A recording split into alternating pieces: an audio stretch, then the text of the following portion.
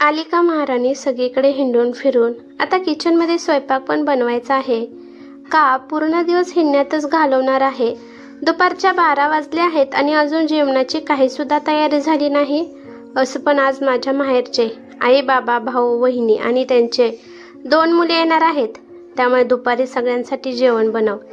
किती वेळ झाला मी तुझी वाट पाहत आहे। दररोज फिरायला कुठे जात असतेस? तुला किती वेळा सांगितलं आहे की तुझी म्हातारी आई आता तुला कधीच भेटणार नाही।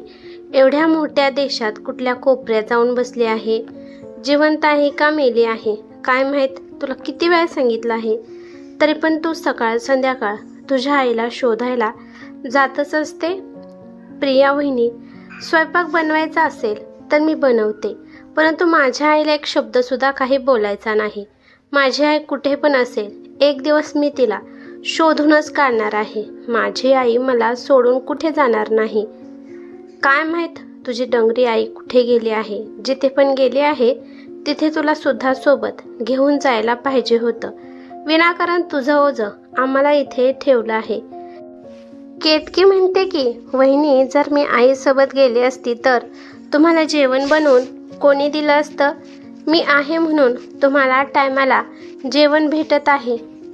केतकीचं बोलणं ऐकून प्रियाला खूप राग येतो आणि प्रिया रागात केतकीचे केस धरून ओढते आणि म्हणते की आजकाल तुझं खूप तोंड चालायला लागलं आहे।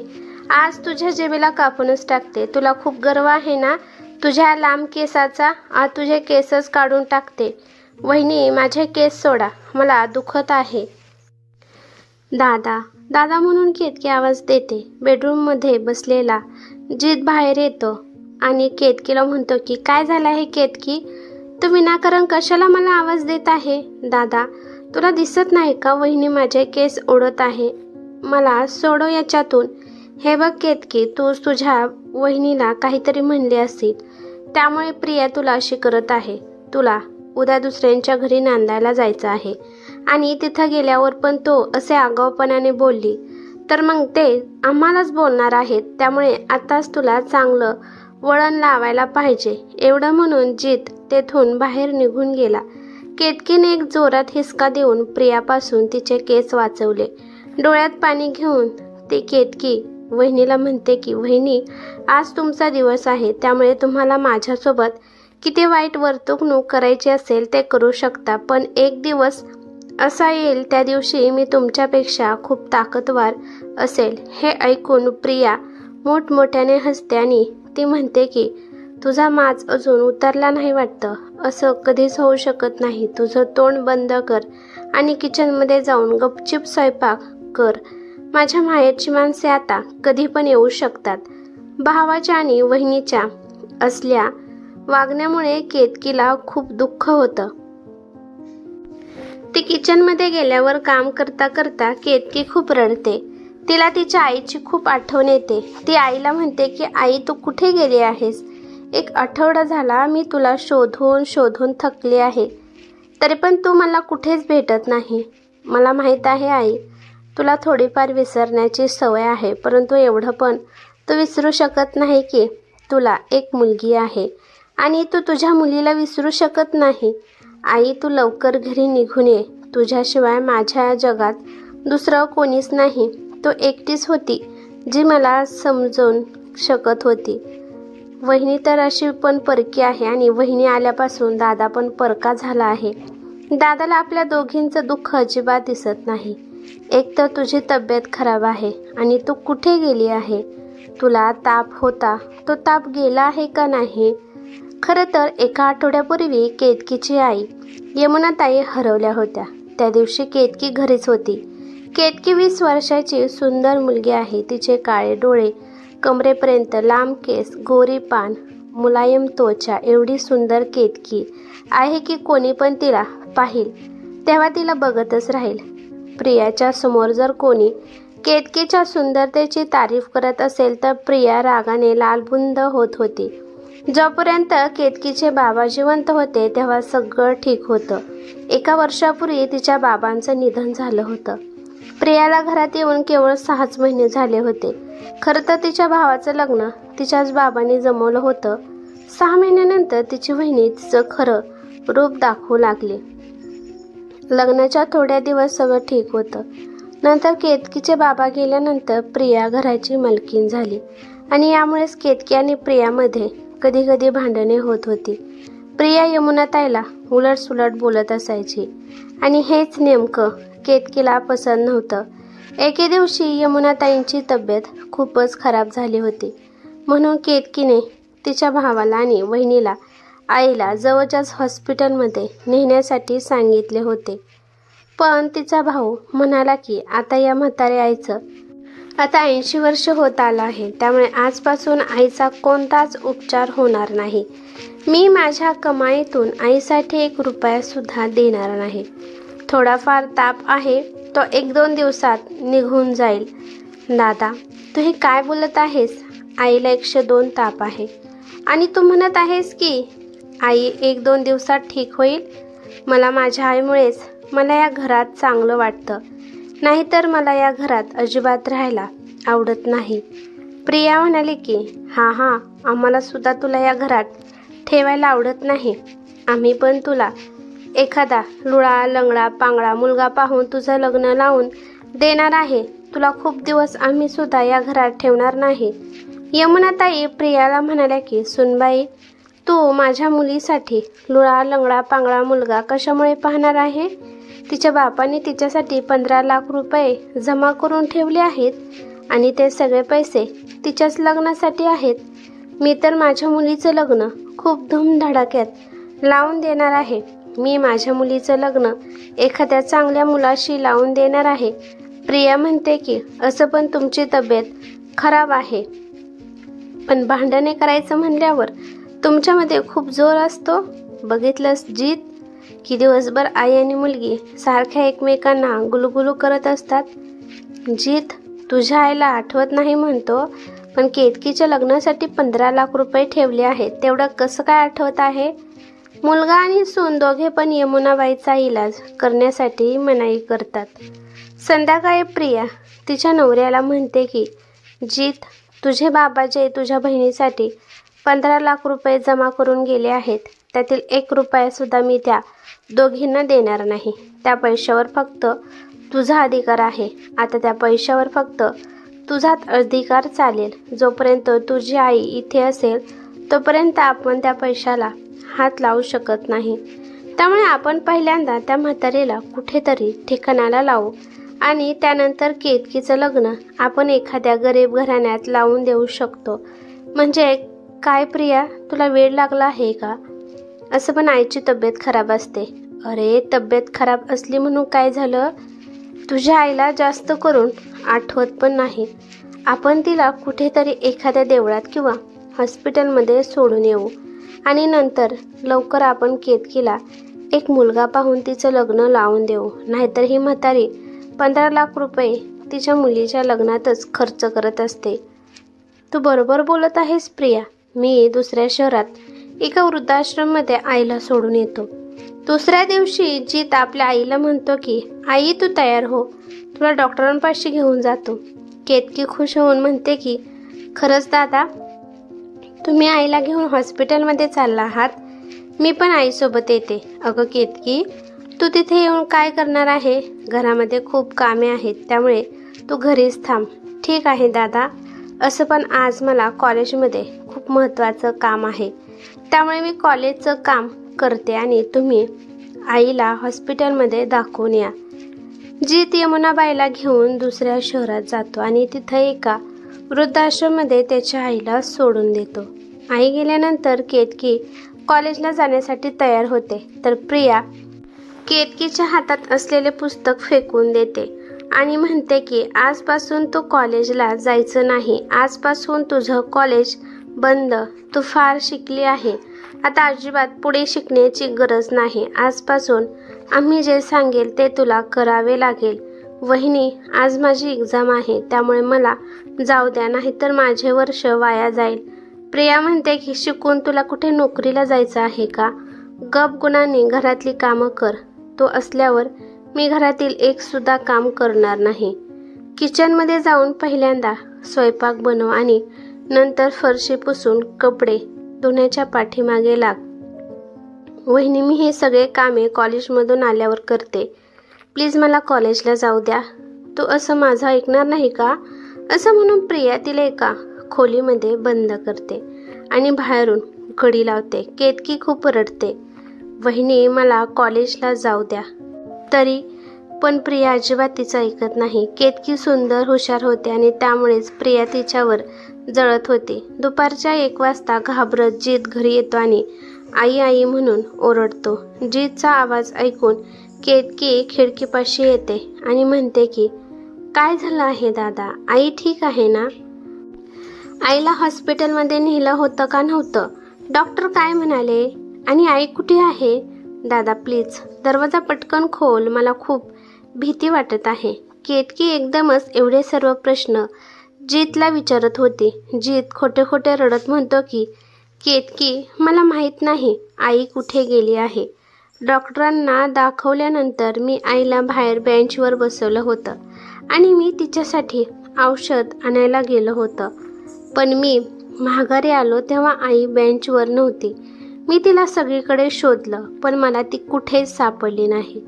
गेले 2 तास झाले मी आईला शोधत आहे, तरी पण मला आई कुठेच भेटत नाही. आई हरवली आहे.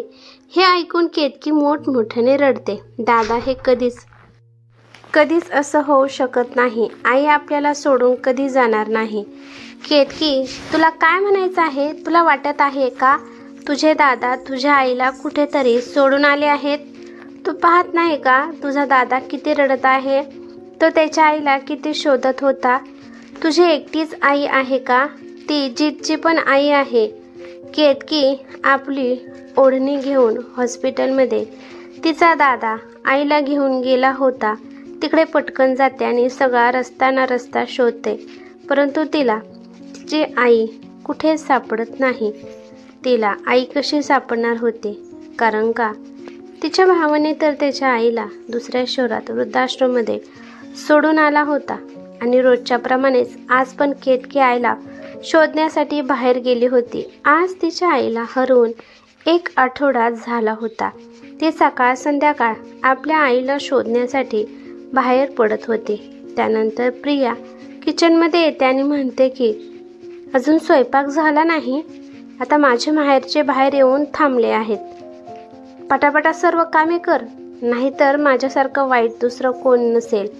केतकी आपल्या वहिनीवर आणि दादावर खूप नाराज असते. असं पण आई कुठे गेली आहे काय माहीत, आणि अजून माझे शिक्षण पण थांबवलं आहे. केतकीला शिक्षणाचं फार वेड होतं.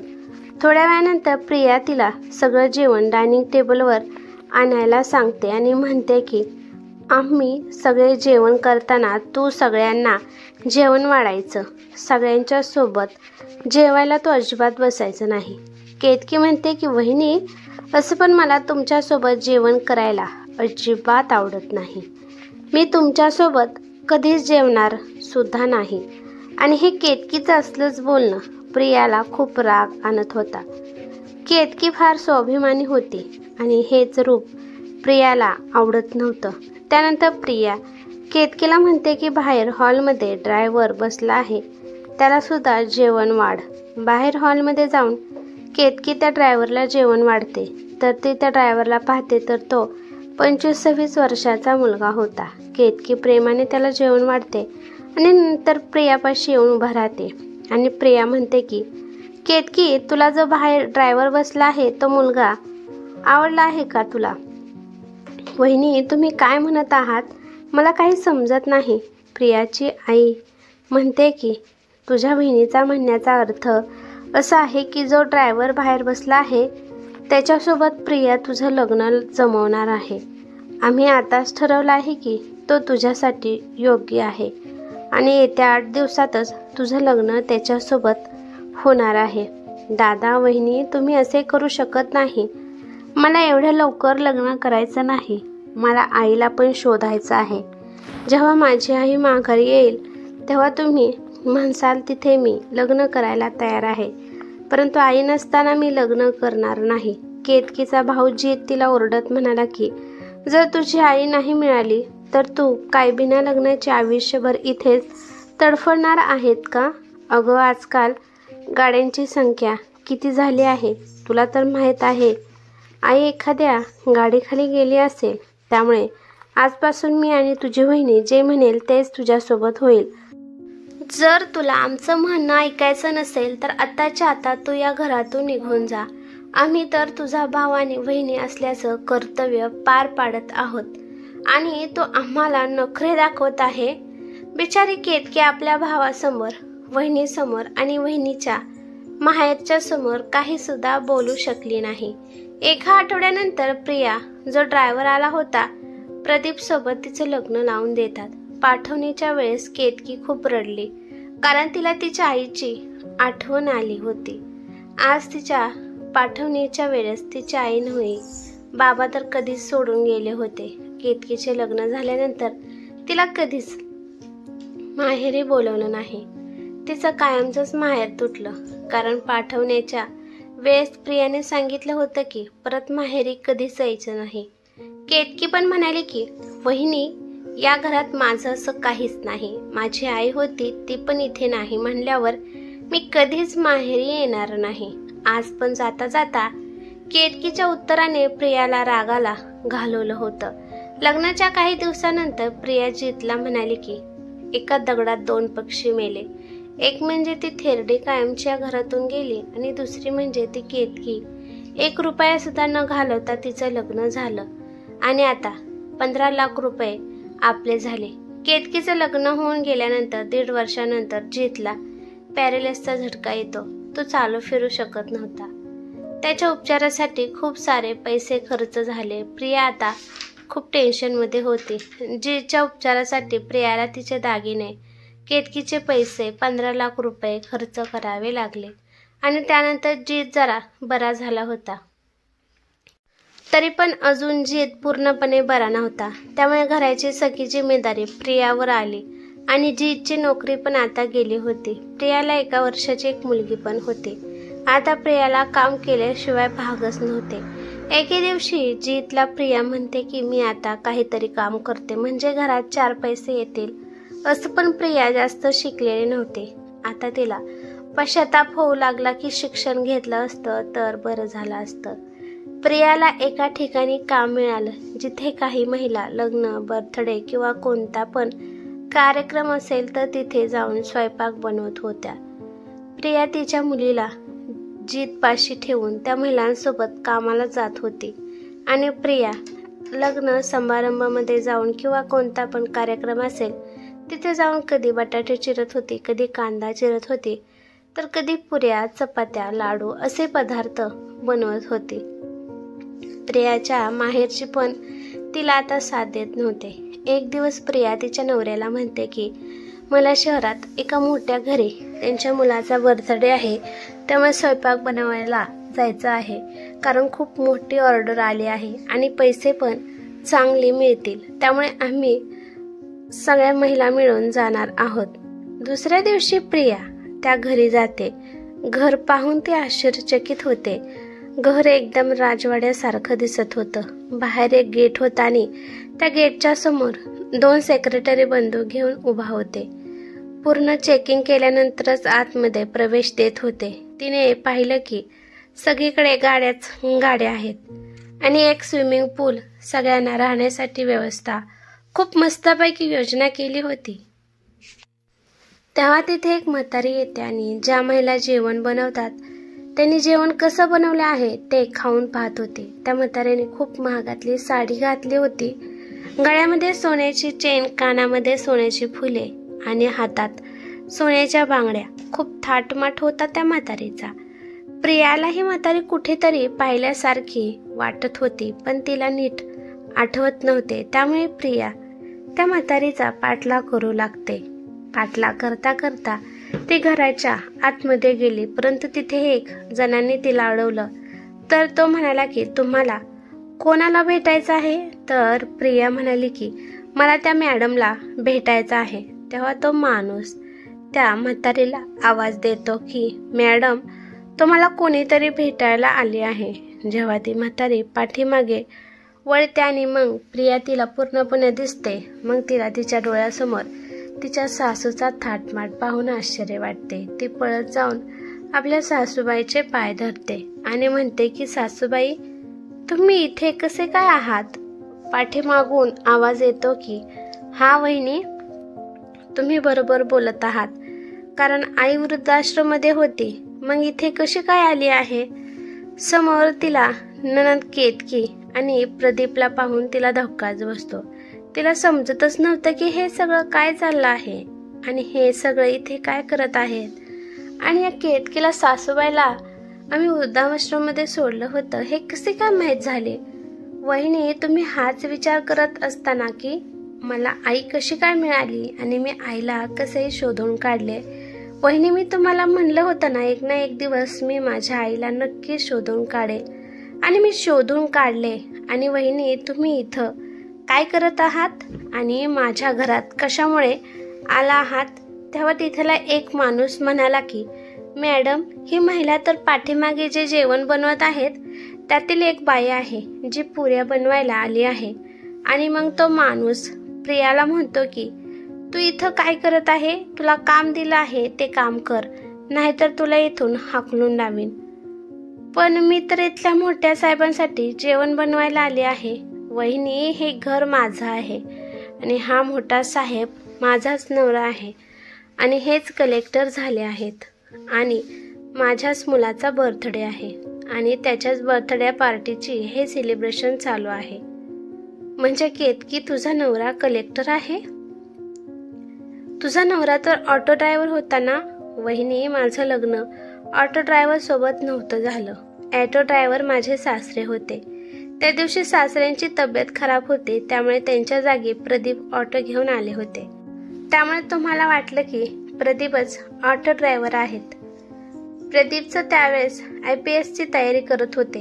एक ऑटो ड्रायव्हरचा मुलगा IPS ची तयारी करू शकत नाही का? जेव्हा मी प्रदीपजींना IPS ची तयारी करताना पाहिलं तेव्हा मी त्यांना म्हणाले की मला पण शिकायचं आहे. माझी खूप इच्छा आहे काहीतरी करून दाखवण्याची. प्रदीपजींनी माझं प्रत्येक स्वप्न पूर्ण केलं आणि मी माझं शिक्षण पूर्ण केलं.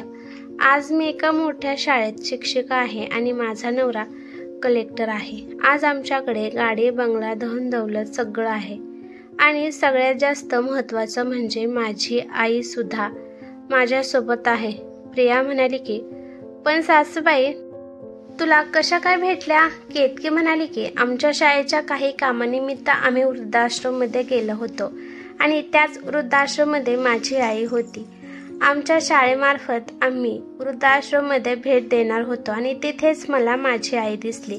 वहिनी, माझ्या आईला विसरण्याची सवय आहे, परंतु ती एवढे पण विसरत नाही की तिच्यासोबत कसा अत्याचार झाला, दादानी कसं तिला वृद्धाश्रममध्ये आणून सोडलं, हे सगळं आईला माहीत होतं आणि तिनेच मला सगळं सांगितलं आहे.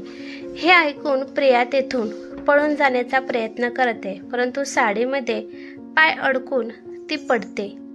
यमुनाताई पुढे येतात आणि प्रियाला उठवतात.